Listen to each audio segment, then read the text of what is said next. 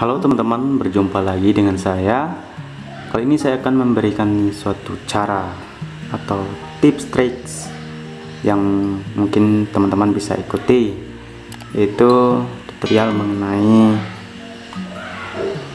tes atau teman-teman ingin mendapatkan SIM C untuk berkendaraan roda 2 atau kendaraan motor. Nah, sebelum teman-teman mempersiapkan diri untuk pergi ke tempat tesnya atau tempat di kantor polisi ya, jadi teman-teman perlu mempersiapkan. Yang pertama itu teman-teman harus menghafal ya, menghafal untuk dipahami ya.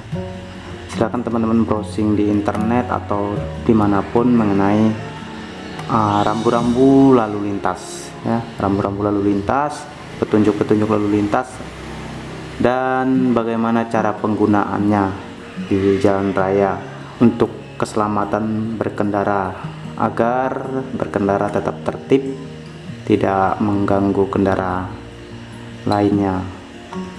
Nah, teman-teman pelajari materi-materi tersebut karena nantinya akan ada tes, itu tes teori ya, yang mungkin sekarang ada menggunakan komputer dan mungkin masih ada yang menggunakan kertas. Nah, untuk menggunakan komputer itu kurang lebih seperti ini tesnya. Pengendara sepeda motor harus tetap menggunakan lajur kiri. Benarkah yang dilakukan pengendara sepeda motor tersebut? Pengendara sepeda motor harus tetap menggunakan lajur kiri. Benarkah yang dilakukan pengendara sepeda motor tersebut? Pengendara sepeda motor harus tetap menggunakan lajur. Sebentar lagi ada tempat istirahat. Benarkah sebentar lagi ada tempat istirahat? Benarkah sebentar lagi ada tempat istirahat? Benarkah sebentar lagi ada tempat istirahat? Benarkah sebentar lagi ada tempat istirahat? Jadi jika teman-teman sudah mempelajarinya, maka teman-teman dapat memahami untuk mengisi soal-soal tersebut. Soal biasanya terdiri dari 30 soal dan minimal kita bisa menjawab 20 soal.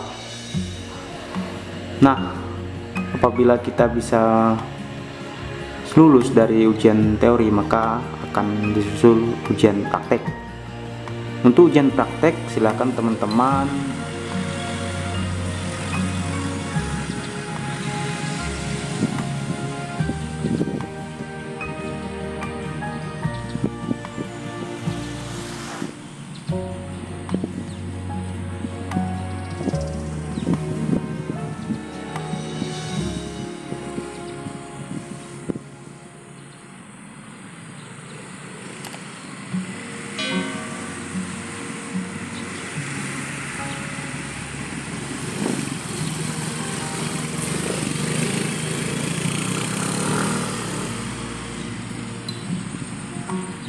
jadi pengalaman saya bahwa tes yang tersulit itu adalah prakteknya, itu melewati zigzag ya, dengan menggunakan motor dengan kecepatan tidak terlalu tinggi ya, diusahakan sangat pelan lah, dan jangan sampai menyenggol tiang, apalagi sampai turun kaki menginjak ke tanah seperti itu. Jadi teman-teman latihan dulu ya. Setelah teman-teman mungkin dah paham menggunakan motor yang teman-teman gunakan, entah itu matic atau gigi berkopling, untuk melewati zigzag tersebut. Nah, setelah teman-teman sudah memahami dari teori hingga praktek, silahkan teman-teman mempersiapkan syarat-syaratnya ya. Salah satu syaratnya fotokopi KTP ya. Kalau saya kemarin itu 2 lembar fotokopi KTP, kemudian surat keterangan sehat jasmani. Jadi surat kesehatan itu bisa teman-teman urus di puskesmas atau klinik. Kalau saya kemarin di puskesmas dengan biaya Rp15.000. Nah, Selain surat keterangan sehat, ada juga surat keterangan sehat rohaninya atau tes psikologi ya. Jadi silakan teman-teman pergi ke tempat tes psikiater ya. Psikiater itu yang mana teman-teman dites nanti psikologinya. Nah, apabila dari psikologi dan jasmani itu, katakan yang jasmani sehat, aman, dan psikologi normal ya, jadi teman-teman akan mendapatkan surat keterangannya. Nah, surat keterangan itu silakan teman-teman bawa ya.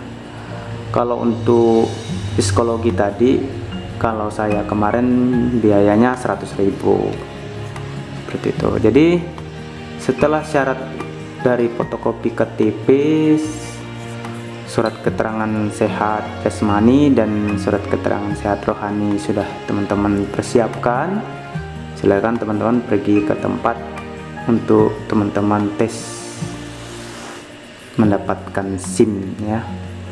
Nah, setelah itu maka teman-teman akan mempersiapkan diri untuk mengikuti tes teori dengan prosedur-prosedur yang berlaku.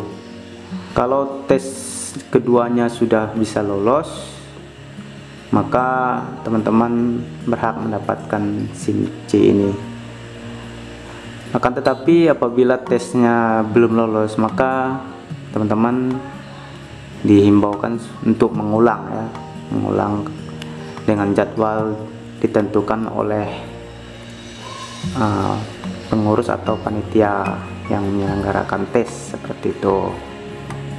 Jadi teman-teman apabila sudah bisa mendapatkan SIM C juga teman-teman, kalau saya kemarin tebusannya 100.000 juga ya, kalau SIM-nya sudah keluar, kalau sudah lolos seperti itu. Jadi saya hanya membutuhkan uang 215.000 untuk surat kesehatan jasmani, terus 100.000 rohani, kemudian 100.000 lagi untuk SIM-nya yang sudah dicetak seperti itu. Nah, fotokopi KTP karena sudah saya fotokopikan sejak awal, jadi tidak terbeban dengan biaya pengeluaran.